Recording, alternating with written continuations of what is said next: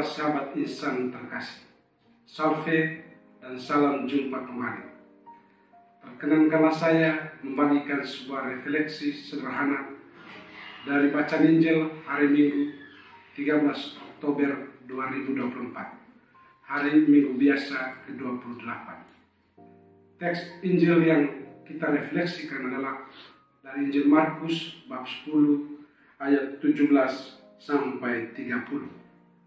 Kisah tentang seorang kaya yang datang kepada Yesus untuk mencari jawaban bagaimana caranya mencapai kehidupan yang kekal.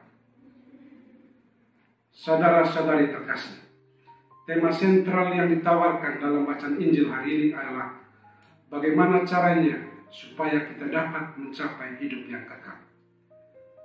Ada beberapa poin penting yang perlu direnungkan dari Injil hari ini tentang hidup yang kekal. Pertama, hidup kekal tidaklah cukup dicapai hanya dengan menaati peraturan dan hukum yang berlaku, atau sebatas rajin dan saleh menjalankan aneka ibadat dan ritus keagamaan. Itu tidaklah cukup, masih kurang, belum sempurna untuk bisa mencapai kehidupan yang kekal.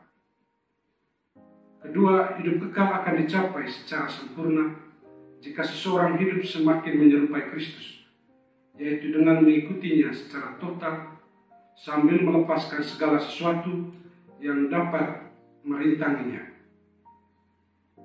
Dalam Injil tadi, Yesus dengan jelas dan tegas mengatakan, hanya satu lagi kekuranganmu. Pergilah, jualah apa yang kau miliki, dan berikanlah itu kepada orang miskin, maka engkau akan beroleh harta di surga. Kemudian datanglah kemari dan ikutlah aku. Pesan Yesus ini sangat jelas. Tidaklah cukup hanya berpikir tentang keselamatan pribadi, melainkan harus juga berpikir tentang kebaikan dan kebutuhan orang miskin.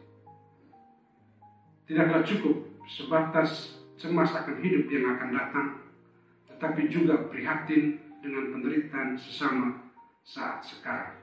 Tidaklah cukup hanya dengan menghindari perbuatan jahat, melainkan juga harus berbuat baik dan berkolaborasi demi terciptanya dunia yang lebih adil dan sejahtera. Ketiga, ada berbagai rintangan dan hambatan untuk mencapai hidup yang kekal ini. Kelekatan pada harta milik, kekayaan, kedudukan, jabatan, kenikmatan, dan ketenaran mempersempit dan menghambat jalan menuju hidup yang kekal. Yesus dengan tegas mengatakan dalam Injil tadi, anak-anakku, alangkah sukarnya masuk dalam kerajaan Allah. Lebih mudah seekor unta melewati lubang jarum daripada seorang kaya masuk ke dalam kerajaan Allah. Keempat, hidup yang kekal adalah rahmat dan anugerah dari Tuhan. Usaha dan perjuangan manusia sendiri tidaklah cukup untuk mencapai kehidupan yang kekal. Maka kita perlu membuka diri terhadap rahmat Tuhan.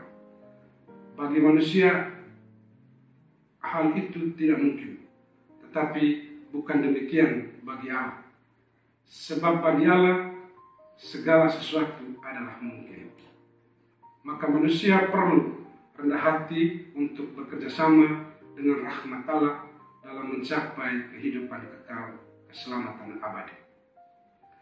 Para sahabat insan yang terkasih, ada beberapa pesan dari Injil hari ini yang menerangi dan membantu kita untuk semakin setia dan gembira dalam menghidupi iman kita sebagai pengikut Kristus. Pesan pertama, mengikuti dan beriman kepada Kristus tidaklah cukup hanya dengan menaati hukum dan peraturan, atau sebatas hanya rajin berdoa dan mengikuti misa dan ritual keagamaan lainnya. Ini sangatlah minimalis dan standar, belum cukup, masih kurang untuk mencapai kehidupan yang kekal. Sebagai orang Kristiani, kita tidak hanya berpikir tentang kesucian pribadi dan keselamatan kita di masa depan, melainkan juga bagaimana kita peduli dan berbela rasa demi kebaikan sesama di sini dan saat ini. Menjadi orang saleh saja tidak cukup, perlu menjadi orang yang bermurah hati dan bersolider berbela rasa dengan sesama kita. Pesan kedua, hendaklah kita menyadari bahwa untuk memperoleh hidup yang kekal itu tidaklah mudah, tidak segampang membalikkan telapak tangan. Dibutuhkan sebuah sikap dan komitmen yang total dan radikal. Kita dituntut untuk keluar dari kenyamanan diri, meninggalkan segala kelekatan duniawi, dan bersolider dengan mereka yang membutuhkan. Namun, kita menyadari bahwa dalam zaman modern, zaman now ini, seringkali kelekatan dan hasrat akan uang, harta benda, kekuasaan, dan kenikmatan duniawi membelenggu dan menguasai hidup kita. Dewa-dewa modern justru lebih memikat hati kita daripada mengikuti Kristus secara total dan radikal. Hal ini kerap kali membuat kita tidak bebas dan setengah-setengah mengikuti Tuhan, menjadi seorang Kristiani yang berwajah sedih, kurang gembira, dan kurang bahagia, sebagaimana sering dikatakan oleh Paus Fransiskus.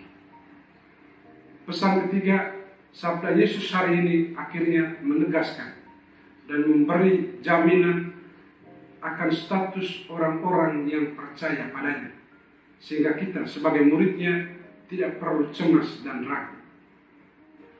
Jika kita merasa hidup ini terasa berat, penuh tantangan, dan terasa sendiri menjalaninya, pertanyaan yang perlu kita jawab adalah, apakah saya sungguh-sungguh berjalan bersama dan mengikuti Yesus secara bebas, total, dan setia? Jika belum, tak perlu ragu untuk mengundangnya dalam hidup Anda dan saya, karena bagi Tuhan tidak ada yang mustahil. Kiranya rahmat Tuhan menuntun kita untuk menemukan jalan yang benar, sehingga hidup kita menjadi aliran berkat bagi siapa saja. Putra-putri Maria terkasih, semoga di bulan Rosario ini menjadi momen berahmat bagi kita untuk belajar dan meneladani kebajikan-kebajikan dan totalitas iman Bunda Maria. Dialah model dan teladan bagi kita bagaimana mengikuti Kristus secara bebas, total, setia, dan gembira. Bersama Bunda Maria, kita pasti dituntunnya kepada jalan keselamatan, hidup yang kekal. Semoga Tuhan Yesus memberkati dan Bunda Maria mendoakan kita semua. Amin.